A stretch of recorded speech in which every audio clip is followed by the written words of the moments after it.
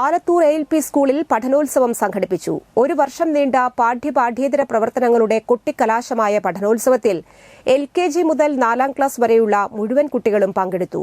പറപ്പൂക്കര പഞ്ചായത്ത് 8ാം ward member TK Satheesan ഉദ്ഘാടനം ചെയ്തു. PTA പ്രസിഡന്റ് സുനിൽ PS അധ്യക്ഷത വഹിച്ചു. ഹെഡ്മിസ്റ്റേഴ്സ് PM ജിൻസ സ്വാഗതവും പ്രോഗ്രാം കോർഡിനേറ്റർ ഗോവിന്ദ് MM നന്ദിയും അറിയിച്ചു.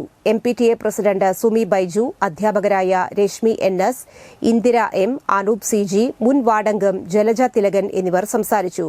തുടർന്ന് വിദ്യാർത്ഥികളുടെ വിവിധ പഠന മികവുകൾ അവതരിപ്പിച്ചു.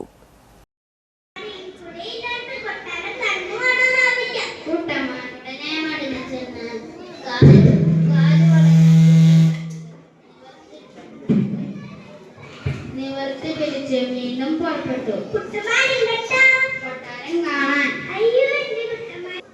ഞങ്ങൾ